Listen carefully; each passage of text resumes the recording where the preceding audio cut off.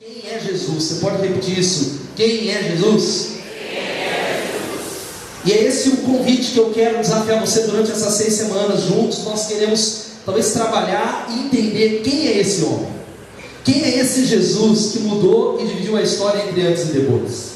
Um homem que de tal maneira dividiu o calendário. O calendário do mundo ocidental é dividido entre antes e depois de Jesus. Que homem é esse? Que mesmo depois da sua morte, 2000 anos depois, bilhões de pessoas o seguem.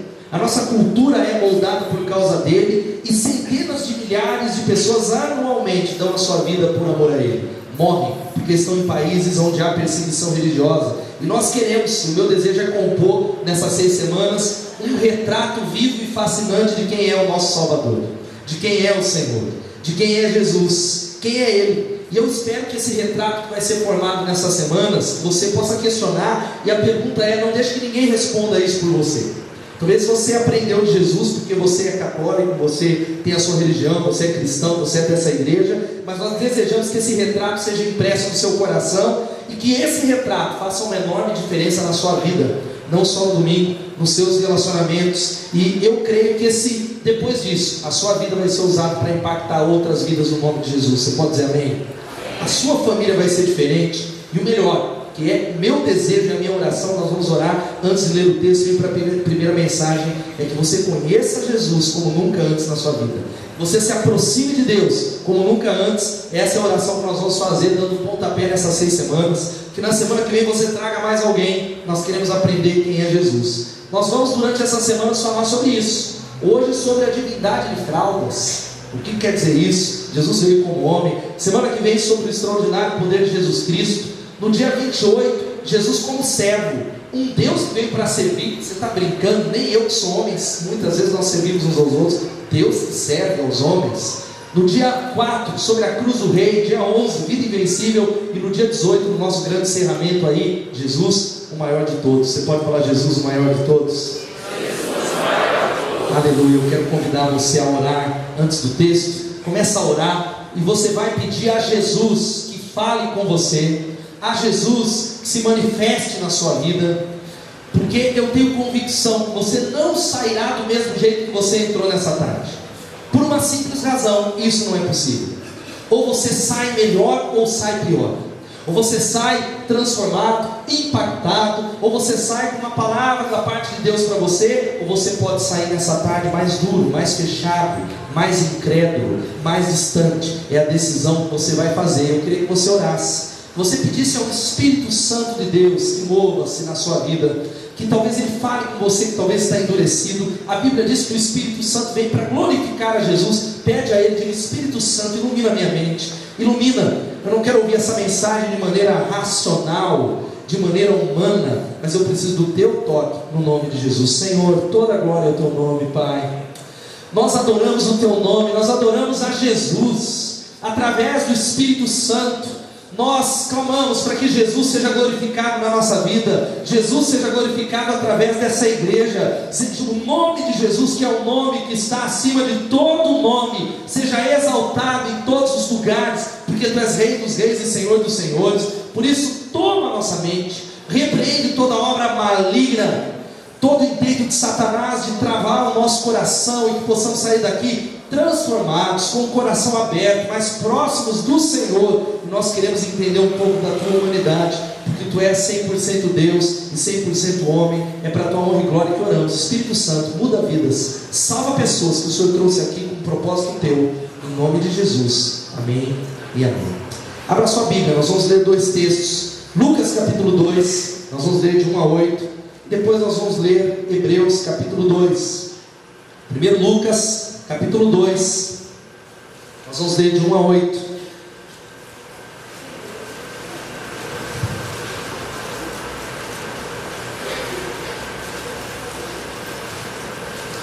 E nós vamos ler o livro Carta aos Hebreus, capítulo 2, nós vamos ler os versículos 14 e 15. Primeiro Lucas e Hebreus, capítulo 2, versículos 14 e 15. Diz assim o Evangelho de Lucas, que fala sobre o nascimento de Jesus, de 1 a 8.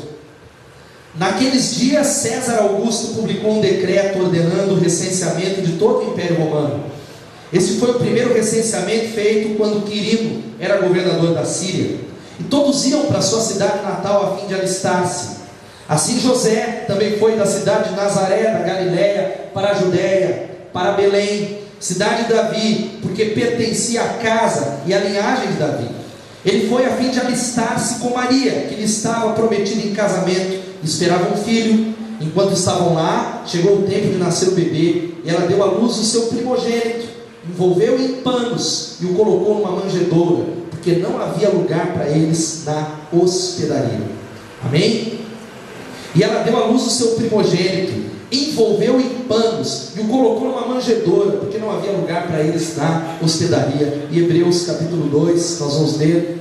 Você pode puxar aí a sua Bíblia um pouco à frente. Hebreus capítulo 2, 14 e 15, diz assim a palavra de Deus: portanto, visto que os filhos são pessoas de carne e sangue, ele também participou dessa condição humana, para que por sua morte derrotasse aquele que tem o poder da morte, isto é, o diabo, e libertasse aqueles que durante toda a vida estiveram escravizados pelo medo da morte. Você pode dar glória a Deus?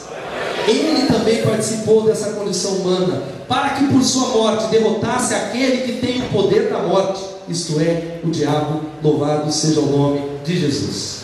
Essa história é uma história de Natal. Talvez você ache que você está no Natal, porque é um sermão que nós costumamos pregar na época de Natal. E essa história começa, se você já ouviu a história bíblica tantas vezes, com um anjo que apareceu para uma adolescente e falou que ela iria ficar grávida sem fazer sexo. E depois ela viajou de cavalo até Belém e passou a noite toda no estábulo. O estábulo, que é um lugar onde ficavam os bois, onde ficavam todos os animais. E ela teve um neném que se transformou no Salvador do mundo. Você pode falar glória a Deus?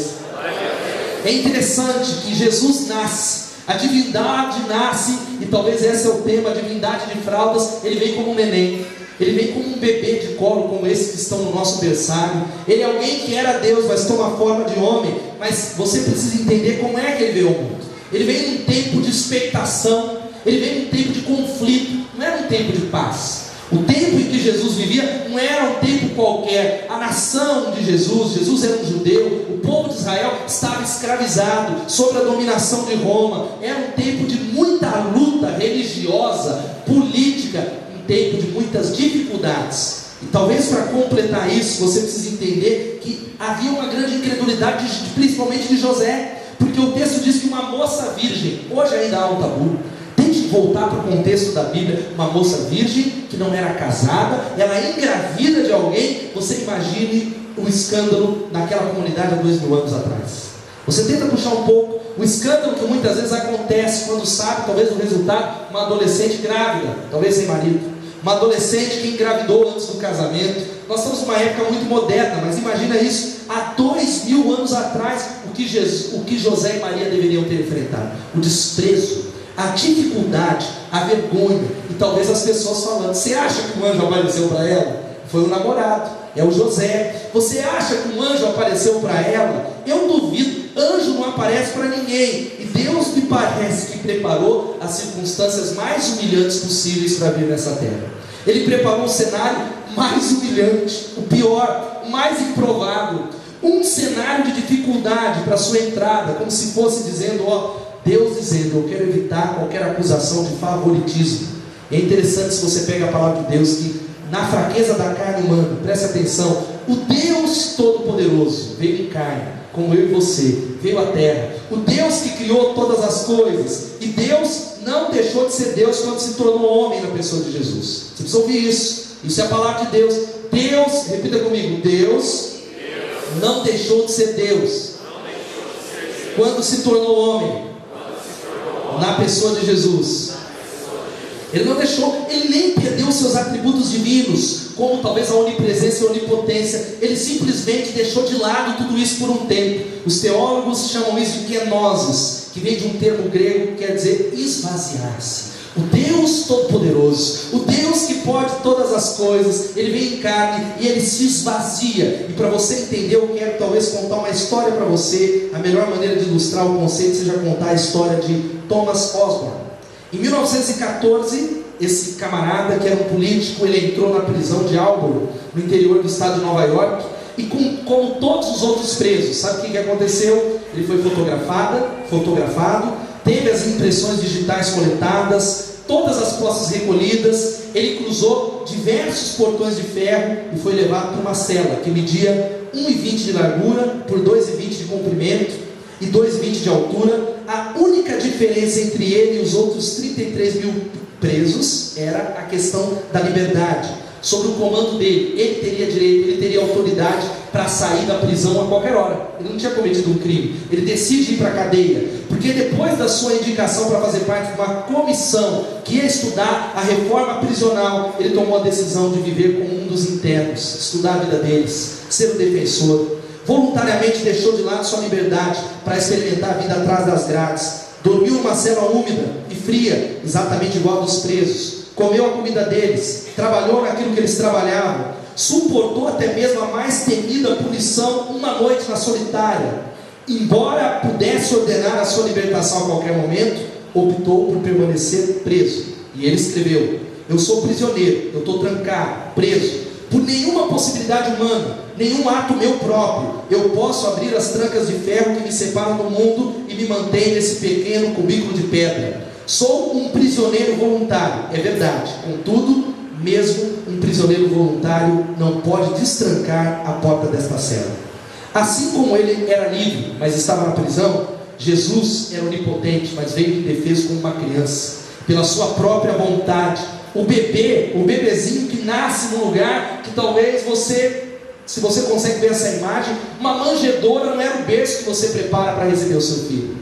Eu estou esperando a minha filha Luísa e a gente prepara o melhor quarto, a gente pinta, a gente compra talvez o melhor, talvez bercinho, a gente decora, mas Jesus, ele nasce numa manjedoura. A manjedoura era um lugar onde os animais se alimentavam. Há uma outra imagem aqui, para você entender, a ideia de José e Maria era eles iriam se hospedar, eles iriam passar a noite numa hospedaria, e hospedaria não é como o Hotel Brasil, o Hotel Ibis. A hospedaria era um local sujo para aqueles que não tinham dinheiro.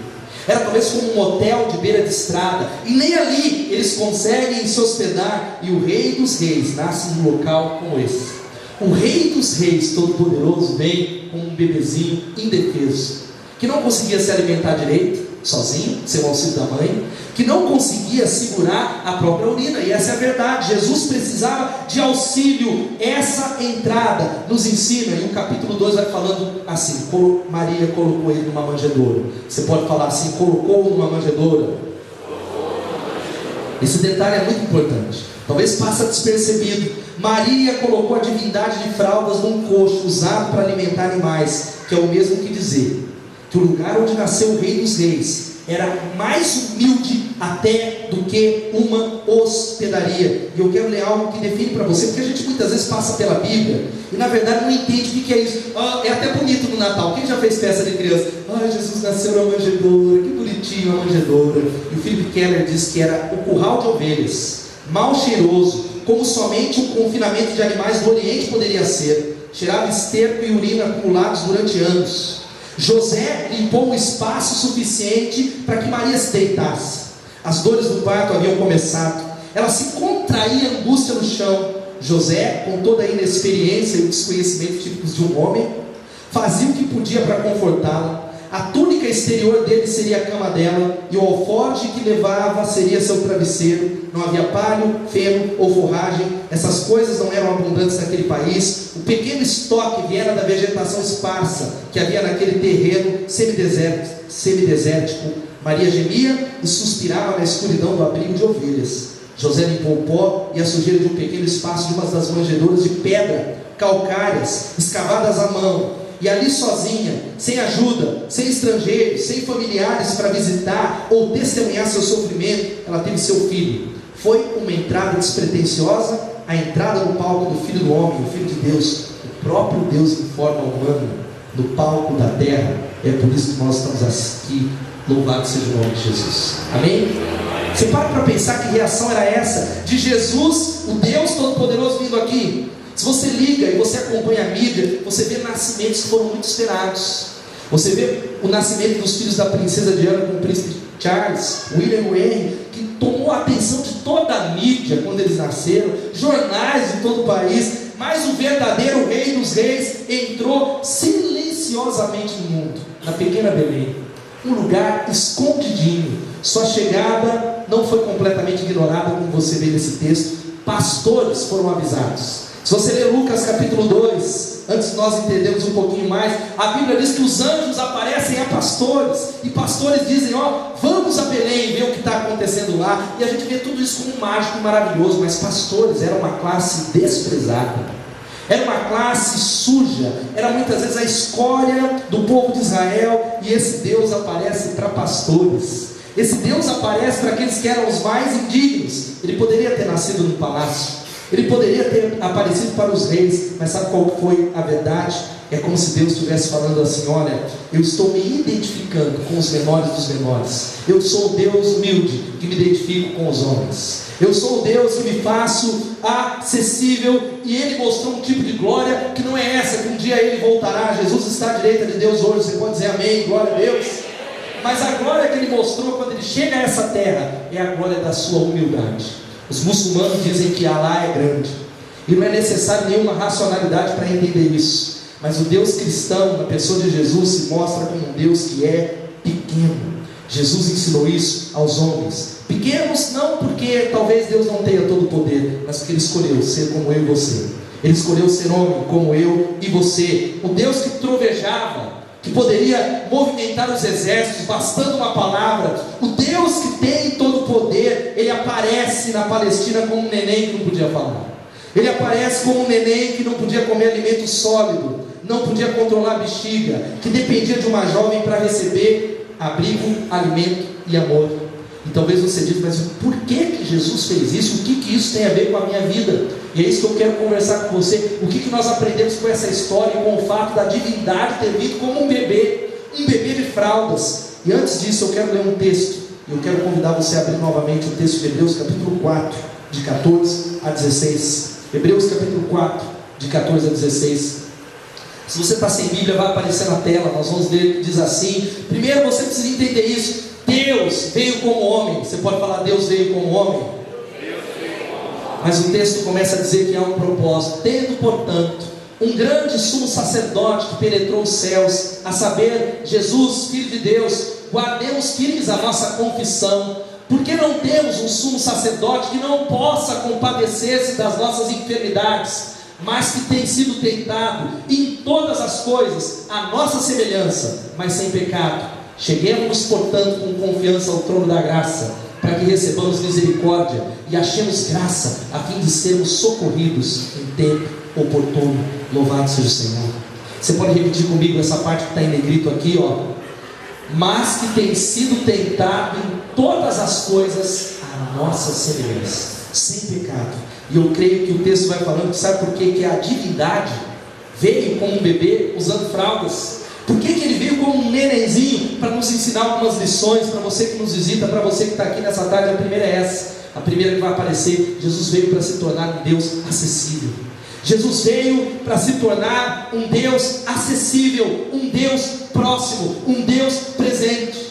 Mateus capítulo 1, versículo 24 diz, quando há a profecia, que ele seria chamado de Emanuel, que quer dizer Deus conosco. O Deus próximo, como cantamos, Deus está perto de nós, Deus se faz próximo. E eu creio que talvez uma das situações mais desconfortáveis que você está vivendo aqui nesse auditório, que o ser humano pode viver, talvez você está enfrentando isso aqui nessa tarde, talvez você convive com isso, se chama solidão. Solidão, ficar sozinho. Se você talvez pudesse ver o que de fato está passando dentro de alguém que diz assim: olha, eu me sinto sozinho, ninguém me entende aquilo que eu estou passando. Esse sentimento de estar sozinho significa: ninguém entende o que eu estou vivendo, ninguém entende as minhas dores, ninguém entende o que é ter um marido alcoólatra, ninguém entende o que é ser um divorciado, quer criar um filho sozinho, ou talvez o meu marido me abandonou, ou talvez ser um adolescente que quer prestar vestibular e tem muito medo, alguém que tem lutado com o pecado. Ninguém me entende.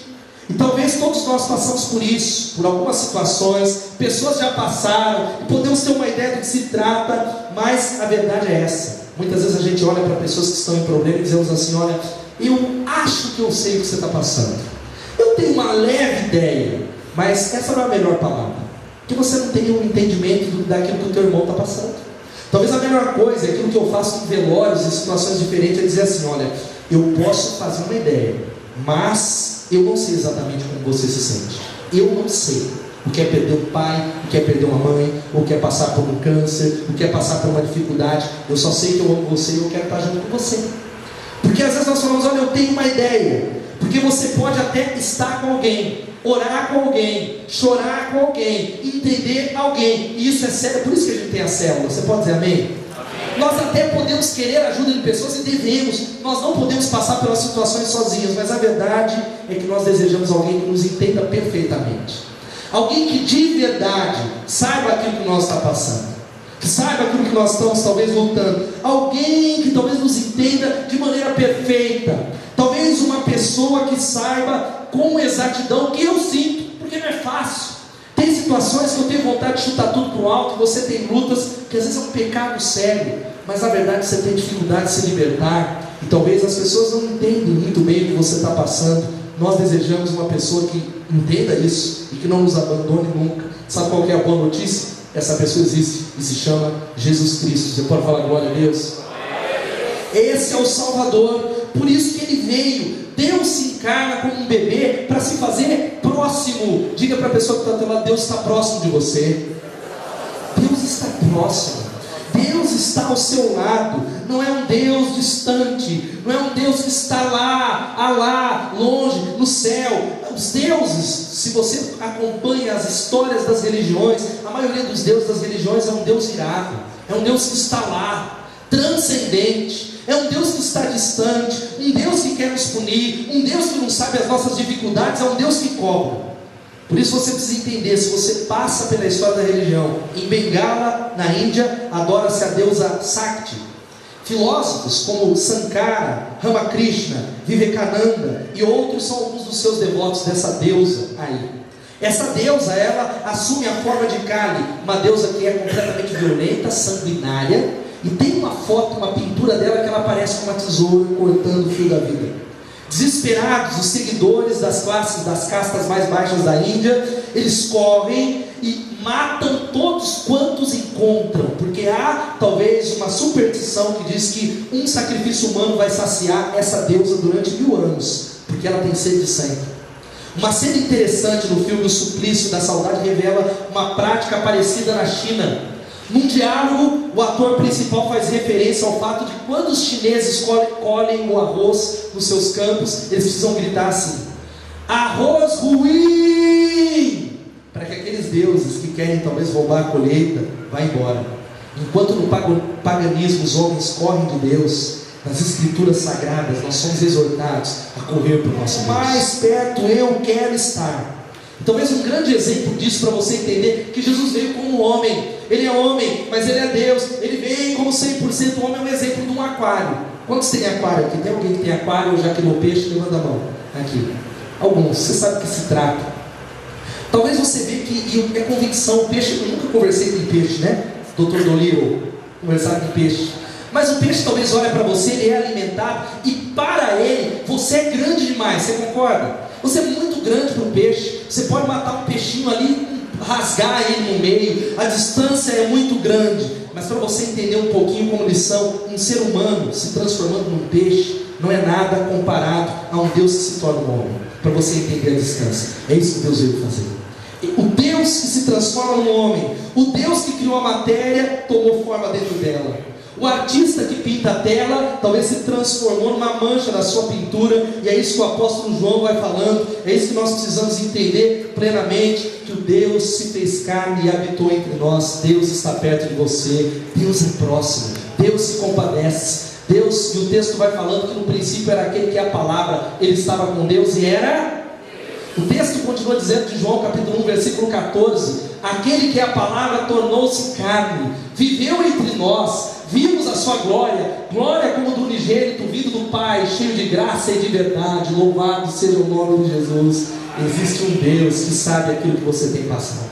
Existe um Deus que é próximo. Agora, olha aqui, não é aula de teologia, isso você vai aprender no CTM, mas nunca é demais salientar a importância da humanidade de Cristo, porque a nossa salvação está em jogo. Você pode falar: minha salvação está em jogo? que ele precisava vir como homem?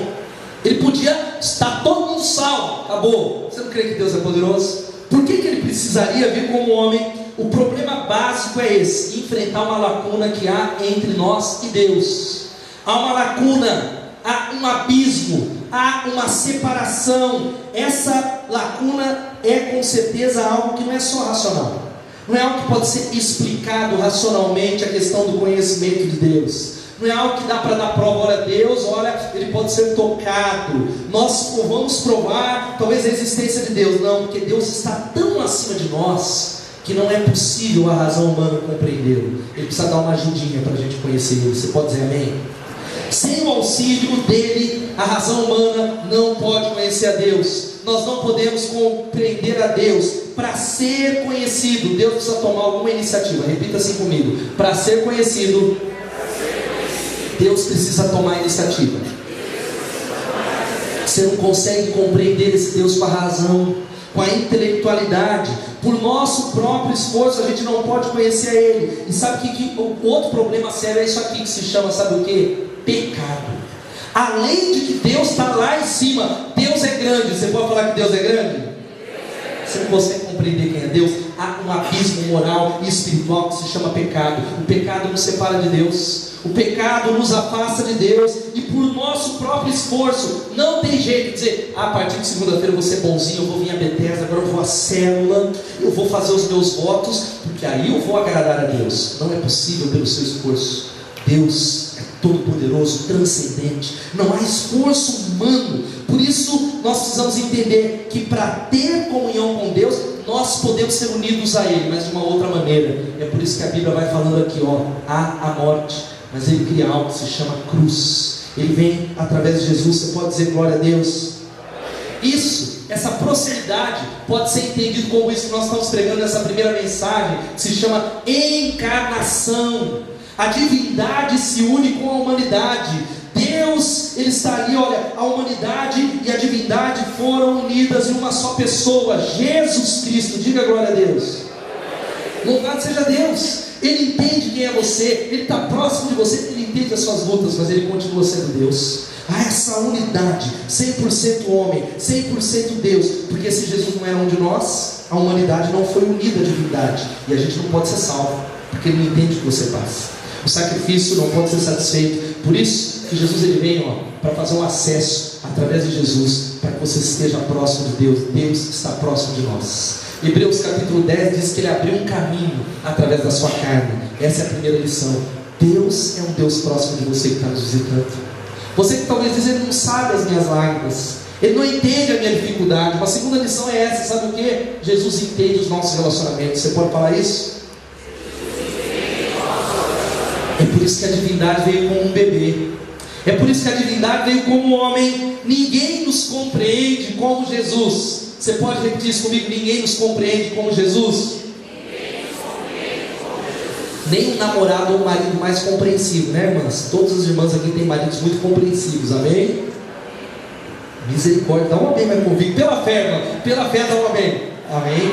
Os maridos também pela fé. Todos nós temos mulheres bem que nos compreendem, diga amém. Nem a mulher mais compreensiva, nem o amigo mais compreensivo, ninguém nos compreende como Jesus. Fala para a pessoa que está do seu lado assim: ninguém compreende você como Jesus. Agora talvez você nunca parou para pensar o seguinte: que Jesus nasceu numa família, que Ele teve pais, que Ele teve irmãos, Ele teve irmãs. Jesus soube, Ele sabia, Deus sabe o que é ser criança, o que é ser adolescente, o que é ser adulto. Ele interagia com outras pessoas. O nosso Deus Todo-Poderoso é alguém que sabe o que é relacionamento. Ele andou nessa terra, Ele teve amigos íntimos, Ele sabia o que era ter amigos. Tanto que a Bíblia diz que Pedro, Tiago e João no barquinho no mar da Galileia, você que canta essa música, eram os amigos íntimos de Jesus. Jesus tinha os discípulos, mas Ele tinha Pedro, Tiago e João. Ele manteve um relacionamento estreito com Lázaro, Marta e Maria. Jesus tinha amigos, Ele amava as pessoas. Jesus entende de relacionamentos. Talvez a pergunta que você me faz nessa tarde é: e o que? Que importância tem isso? O que isso afeta? Qual o impacto disso na minha vida? Porque a maioria de nós desabafa: irmão, nós estamos juntos, estamos no mesmo barco. Você pode falar: estamos no mesmo barco? É duro usar essa expressão, tem gente, aquilo que você faz no banheiro lá é igual a todos os seres humanos. Somos iguais, o pecado nos nivela, o pecado iguala a todos. E muita gente está falando assim nessa tarde: ninguém sabe o que eu estou passando, ninguém sabe o que eu estou passando. Os jovens estão dizendo: olha, os meus pais me esqueceram, pastor, os meus professores não entendem a dificuldade, a luta que eu estou passando, e os meus amigos estão enfrentando os mesmos problemas que eu, ninguém me entende, eu não encontro ajuda. Os adultos que aqui estão talvez tenham a impressão que ninguém compreende por que os relacionamentos têm tamanha confusão.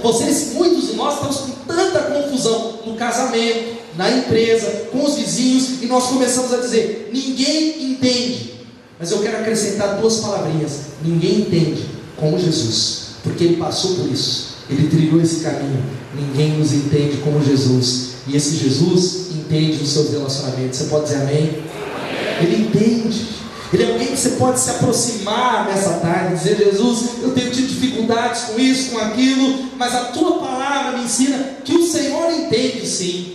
Talvez as pessoas não me compreendem, meu marido não compreende, a liderança não compreende, mas a palavra de Deus diz que há um Deus que veio em forma de homem, o Senhor, que é o Deus próximo, que me compreende, que entende exatamente aquilo que eu estou passando. Louvado seja o nome de Jesus. Eu preciso do teu colo para chorar, eu preciso da tua direção para colocar ordem nos meus relacionamentos, eu preciso da tua ajuda nessa tarde. Louvado seja o nome do Senhor. E sabe uma outra coisa que nós aprendemos com Jesus, e por que ele veio a essa terra como um ser humano, como um bebê? Jesus entende de trabalho. Você pode falar: Jesus entende de trabalho? Fala aí para o irmão que está falando: Jesus entende de trabalho. Olha aqui para mim. Você já parou para pensar, talvez você nunca pensou nisso, que Jesus foi mais tempo carpinteiro do que um pregador e um mestre? Jesus passou mais tempo na sua profissão, no mercado de trabalho, do que no templo, ensinando, porque ele teve um ministério público de 3 anos. Jesus viveu até aos 33 anos, iniciou seu ministério público aos 30. Ele passou mais tempo como um carpinteiro, e talvez ele se sentisse mais à vontade numa carpintaria, talvez como um marceneiro, como o Marcos aqui está tocando no Ronaldo, pregando alguns pregos, fazendo móveis, do que no encontro religioso em um seminário. E eu tenho certeza que Jesus tinha muitos contatos sociais, não é só pelo aspecto religioso, mas porque ele era alguém que entendia de trabalho. Jesus entendia, e há tanto que a palavra de Deus vai falando em Marcos capítulo 6, versículo 3, vamos ler todos juntos? Não é este, vamos lá? 1, 2, 3 e... não é este o carpinteiro, filho de Maria e irmão de Tiago, José, Judas e Simão? Não estão aqui conosco as suas irmãs? E ficaram escandalizados por causa dele. Sabe o que é interessante nesse texto? Eles não dizem: olha, não é este o filho do carpinteiro, dizem: ele é o carpinteiro. Sabe o que isso significa? Na época, carpinteiro significava ter talento, qualificação profissional, habilidade e muitos calos nas mãos. Jesus é alguém que sofreu na pele o cansaço de um dia de trabalho. Jesus é alguém que sofreu na pele a frustração provocada pelos dias de chuva, de sol. Naquela época não havia automóveis, o tédio de fazer a mesma coisa todo dia, a rotina estressante, os prazos que ele tinha que entregar talvez algumas das suas peças. Jesus sabe de tudo isso. É por isso que ele sabe qual é a insatisfação que você enfrenta hoje no seu trabalho. Ele sabe a dificuldade, as tentações do mercado de trabalho, a tentação de talvez tomar para si aquilo que não é seu, a tentação de não fazer um trabalho bem feito, como as frustrações que você tem. Ele sabe. Você pode falar: ele sabe? Sabe por que ele sabe? Ele esteve lá. Jesus entende de trabalho. Você que talvez está aqui reclamando da sua sorte, reclamando da sua vida, fazendo um trabalho de segunda categoria, reclamando, dizendo: ninguém me entende, esse patrão não entende. Existe um Deus, existe um Jesus que foi encarnado, que ele entende de trabalho no nome de Jesus. Você pode falar glória a Deus? Ninguém entende você como Jesus. Esse é o Jesus, irmãos, a palavra é aqui, amém, queridos? Jesus, ele é alguém que sabe as lutas que você tem vivido para a glória de Deus. Jesus sabe tudo isso que você está vivendo, talvez o medo de perder o emprego, o medo de não ter um sustento. Talvez você ache: será que Deus vai prover? Existe um Deus que é próximo, que entende o seu trabalho. A última coisa, Jesus entende a dor e o sofrimento. Por isso que ele veio como uma divindade de caudas. É por isso que ele abre o cenário na história dele como um bebê, como um ser humano, para que ele seja um Deus que quando nós oramos, o texto que nós lemos, ele sabe exatamente isso que você está passando. Ele entende de dor e sofrimento. E olha, Deus nunca teve a menor intenção de poupar o filho dele da dor e do sofrimento. A Bíblia diz que Jesus, muito antes de Jesus nascer, na época descrita no livro de Isaías, há século antes, o profeta Isaías, ele predisse algo sobre Jesus, e o versículo 3 de Isaías 53, que você tão bem conhece, diz assim: era desprezado e rejeitado dos homens, homem de dores, experimentado nos sofrimentos, e como um de quem os homens escondiam o rosto, era desprezado, e não fizemos dele caso algum. A ridicularização já começou no primeiro dia do ministério dele. Ele aparece no ministério público e as pessoas começam a dizer assim: esse cara é um carpinteiro, é um trabalhador braçal. O Messias de Deus não pode ser um trabalhador braçal. O Messias de Deus tem que ser algo talvez melhor. Também se comentava: será que pode vir alguma coisa boa lá de Nazaré? Se Jesus é um farsante. Nazaré, aquela favela melhorada, aquele lugar escondido, será que pode vir? E os críticos zombavam daquilo que Jesus dizia, que ele nasceu de forma virginal, de que Jesus nasceu, olha, do Espírito Santo. Os críticos falavam: que palhaçada é essa? Esse Jesus é um embusteiro, ele é um falsante. Os críticos, e por fim, você precisa entender que Jesus era um judeu. Diga assim: Jesus era um judeu. Ser judeu na época da ocupação romana era sofrer todo tipo de preconceito pela cor da sua pele e por onde você nasceu. Jesus sofria isso na pele. Ele era alguém que sabia o que era ser rejeitado. Você é alguém que tem sido rejeitado. Você é alguém que tem sido desprezado, criticado, deixado de lado pela sua família, deixado de lado por pessoas. O nosso Jesus, até pelos seus irmãos, era rejeitado. A Bíblia diz que o ministério público dele, a sua mãe Maria e os seus irmãos falavam: ele está louco, ele está fora de si, tirem ele daí, esse Jesus está maluco. E ele conheceu de perto a dor física, como você vê nessa imagem que nós colocamos aqui, que nem de perto sintetiza o que Jesus sofreu na cruz. Nem de perto sintetiza. Ele foi esbofeteado, torturado, uma coroa de espinhos foi colocada na sua cabeça, ele teve nas suas costas presas, as costas dele foi colocado numa cruz muito grande, que ele foi obrigado a carregar para morrer, e morrer por você. Você pode falar amém? Vou ter que separar adolescentes nesse culto. Louvado seja o nome de Jesus. Jesus está aqui, amém? Louvado seja Deus. Irmãos, vamos ter temor de Deus aqui, tá? Desculpa os visitantes aqui. Ele conheceu de perto isso. Como é que você talvez acha que ele não entende a dor que você está passando? As dores que você tem passado, as dificuldades que você está passando, e você precisa entender que ele passou por tudo isso por amor a você, porque ele ama você. Ele ama você. Ele deseja que você tenha uma nova vida, e ele amou tanto você para que você tenha salvação. E eu quero fazer uma pergunta, fechando essa palavra: você tem sofrido nessa tarde? Você tem passado por sofrimento no casamento, enfermidade física, dificuldades emocionais? Jesus entende-nos perfeitamente. Abaixe sua cabeça, eu quero orar com você nessa tarde, no nome de Jesus. Aleluia, aleluia. Sabe qual que é a palavra dessa tarde, nessa abertura? É trazer a você esse Deus que está perto, esse Deus que talvez está chamando você para um convite de intimidade. Entender que Jesus veio como um bebê não é talvez para você comemorar o Natal, receber um cartão postal, mas é entender que existe um nome que é sobre todo nome, um nome sublime, um nome que se chama Jesus. Jesus, nome sobre todo nome. E de tal maneira, nessa tarde, a palavra de Deus para nós, enquanto a banda vai chegando, nós vamos orando, cheguemos, portanto, com confiança ao trono da graça, para que recebamos misericórdia e achemos graça, a fim de sermos socorridos em tempo oportuno.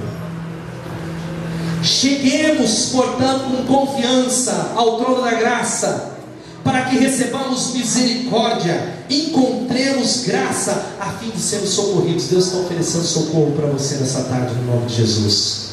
Mas a Bíblia diz para que possamos encontrar isso no tempo oportuno. Hoje é o tempo de salvação. Hoje é o tempo de encontro com esse Salvador perfeito, que entende você plenamente. Ele entende sua dificuldade com filhos, ele entende a sua luta com o pecado. Ele foi tentado sem pecado. É por isso que ele é Deus, ele não pecou, mas mas ele entende, ele foi tentado em todas as áreas. E o que eu sei, o que nós aprendemos nessa tarde é suficiente para salvar um pecador, para curar. O que nós sabemos de Jesus, talvez no seu pior momento, é suficiente para nos salvar. Imagine o melhor momento dele, quando ele vier reinar em glória. Por isso eu quero fazer um desafio para você nessa tarde, em nome de Jesus. Talvez você é alguém que está aqui nessa tarde e está falando: olha pastor, hoje eu compreendi um pouquinho por que Jesus veio nessa terra. Eu sempre tinha ouvido falar que Jesus foi encarnado, que ele veio como homem, que ele morreu numa cruz, mas hoje eu consigo compreender que ele fez tudo isso por mim, para que eu tivesse acesso a Deus, para que através da morte dele, os meus pecados fossem limpados, para que a minha vida fosse transformada, para que hoje eu pudesse viver uma nova vida, um novo casamento, uma nova experiência. E ele fez isso para te levar aos céus, para mudar a sua vida. Se há alguém nessa tarde que talvez está dizendo: olha, eu estou entregando a minha vida nas mãos desse Jesus, esse Jesus que me entende perfeitamente, eu quero que ele seja o meu Senhor, eu quero que ele seja o dono, eu estou entregando a chave da minha vida nas mãos dele, porque na minha não tem jeito, está tudo errado, está tudo de cabeça para baixo.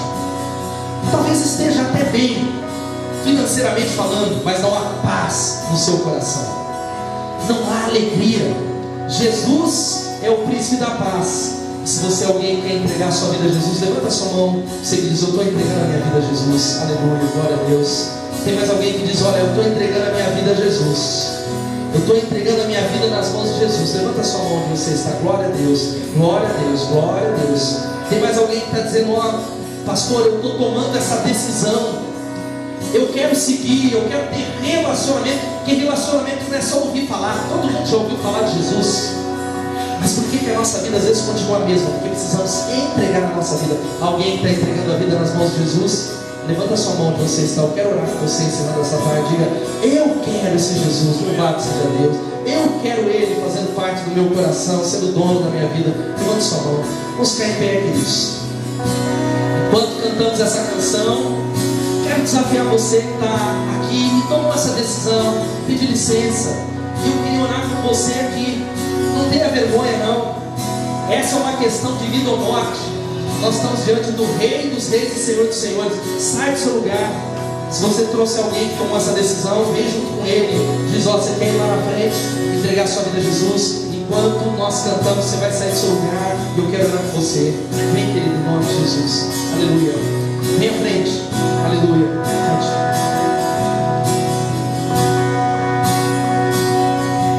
Dá um espaço. Vem, você que levantou a mão, quero orar com você.